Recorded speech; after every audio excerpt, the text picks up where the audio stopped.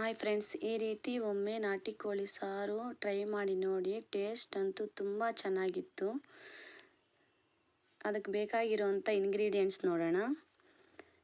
4 ರಿಂದ 5 ಹಸಿಮೆಣಸಿನಕಾಯಿ, ಶುಂಠಿ, ಈರುಳ್ಳಿ, 1 ಟೊಮೆಟೊ, ಬೆಳ್ಳುಳ್ಳಿ, ಹಸಿ ಕೊಬ್ಬರಿ, ಗಸಗಸೆ, ಮೆಣಸು ಮತ್ತು ಚಕ್ಕೆ ಲವಂಗ, 3 ಸ್ಪೂನ್ ಧನಿಯಾ ಪುಡಿ, ಖಾರದ ಪುಡಿ ನಿಮಗೆ ಎಷ್ಟು ಖಾರ ಬೇಕೋ ಆ ರೀತಿ ಹಾಕ್ಕೊಳ್ಳಿ. 1/2 ಟೀ ಸ್ಪೂನ್ ಅರಿಶಿನ ಪುಡಿ, 1 ಮುಷ್ಟಿಯಷ್ಟು ಪುದೀನ ಮತ್ತು ಕೊತ್ತಂಬರಿ.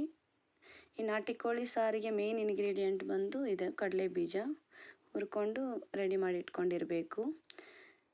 ಇವಾಗ ಬಾಣಲೆಗೆ ಸ್ವಲ್ಪ ಎಣ್ಣೆ ಹಾಕಿ 1-2 ಸ್ಪೂನ್ ಎಣ್ಣೆ ಹಾಕಿ ಈರುಳ್ಳಿ ಮತ್ತು ಮೆಣಸಿನ್ಕಾಯಿನ ಚೆನ್ನಾಗಿ ಫ್ರೈ ಮಾಡ್ಕೋಬೇಕು. 1-2 ರಿಂದ 3 ನಿಮಿಷ ಚೆನ್ನಾಗಿ ಫ್ರೈ ಮಾಡ್ಕೋಬೇಕು.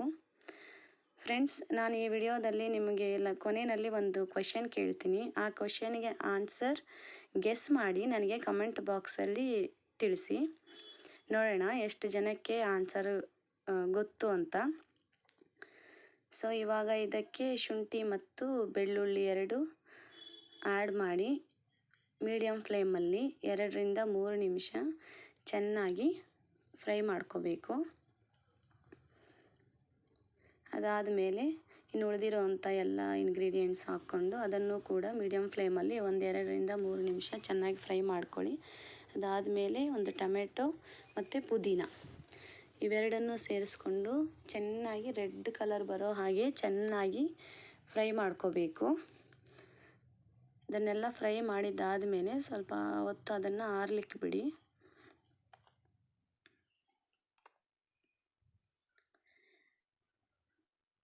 ಈ ಥರ ರೆಡ್ಗೆ ಫ್ರೈ ಆಗಬೇಕು.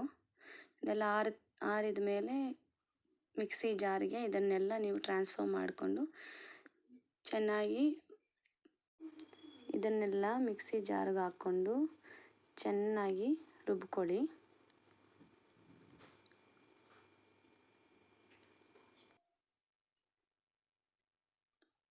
ಈ ಥರ. ಸೊ ಇವಾಗ ಚಿಕನ್ನ ಚೆನ್ನಾಗಿ 1-2 ರಿಂದ 3 ಸಲ ತೊಳ್ಕೊಂಡು 1-2 ರಿಂದ 3 ಸ್ಪೂನ್ ಎಣ್ಣೆ ಹಾಕಿ ಅದಕ್ಕೆ ಚಿಕನ್ ಹಾಕಿ ಉಪ್ಪು ನಮ್ಮ ರುಚಿಗೆ ತಕ್ಕಷ್ಟು ಹಾಕ್ಕೊಂಡು ಚೆನ್ನಾಗಿ ಉಪ್ಪೆಲ್ಲ ಪೀಸಸ್ಗೆ ಅಂಟೋ ಥರ ಚೆನ್ನಾಗಿ ಮಿಕ್ಸಪ್ ಮಾಡಬೇಕು. ಚೆನ್ನಾಗಿ ಮಿಕ್ಸ್ ಮಾಡಿದ ಮೇಲೆ ನೀರು ಬಿಟ್ಕೊಳ್ಳುತ್ತಲ್ಲ ಚಿಕನ್ನಲ್ಲಿ, ಅದೇ ನೀರಿನಲ್ಲೇ ಚೆನ್ನಾಗಿ ಬೇಯಿಸಬೇಕು. ಅದು ಬೇಯಿಸಿದಾದ ಮೇಲೆ ನಾವು ರುಬ್ಬಿಟ್ಕೊಂಡಿರೋವಂತಹ ಮಸಾಲೆನ ಅದಕ್ಕೆ ಆ್ಯಡ್ ಮಾಡಬೇಕು. ಆ್ಯಡ್ ಮಾಡಿ ನಮಗಿಲ್ಲಿ ನೀರು ನಮಗೆ ಎಷ್ಟು ಕನ್ಸಿಸ್ಟೆನ್ಸಿ ಬೇಕೋ ಸಾಂಬಾರು ಅದನ್ನು ನೋಡಿಕೊಂಡು ನೀರನ್ನು ಎಷ್ಟು ಬೇಕೋ ಅಷ್ಟನ್ನು ನಾವು ಆ್ಯಡ್ ಮಾಡ್ಕೋಬೇಕು. ಆ್ಯಡ್ ಮಾಡ್ಕೊಂಡಿದ್ದಾದಮೇಲೆ ಇದನ್ನು ಚೆನ್ನಾಗಿ ನಾವು ಕುದಿಯೋದಕ್ಕೆ ಬಿಡಬೇಕು. ಚೆನ್ನಾಗಿ ಬೇಯಬೇಕು. ಕುಕ್ಕರ್ ಇದ್ದರೆ ಕುಕ್ಕರಲ್ಲಿ 4 ರಿಂದ 5 ವಿಸಿಲ್ ಹಾಕ್ಸ್ಕೊಂಡ್ರೆ ಚೆನ್ನಾಗಿ ಬೆಂದೋಗುತ್ತೆ. ನಾಟಿ ಕೋಳಿ ಸಾಂಬಾರಿಗೆ ಬೆಸ್ಟ್ ಕಾಂಬಿನೇಷನ್ ರಾಗಿ ಮುದ್ದೆ ಅಲ್ವಾ. ಸೊ ಅದಕ್ಕೆ ಸಾಂಬಾರು ಚೆನ್ನಾಗಿ ಬೇಯೋಷ್ಟೊತ್ತಿಗೆ ರಾಗಿ ಮುದ್ದೆ ರೆಡಿಯಾಗಿತ್ತು.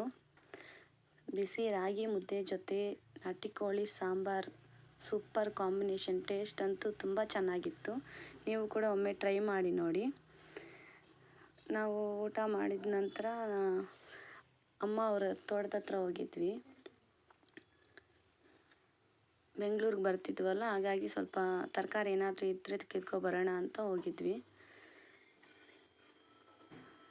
ಸೊ ಇಲ್ಲಿ ನೋಡಿ ಕೋಳಿ ಮರಿಗಳು, ಪುಟ್ಟ ಕೋಳಿ ಮರಿಗಳು ಎಷ್ಟು ಕ್ಯೂಟಾಗಿದೆ.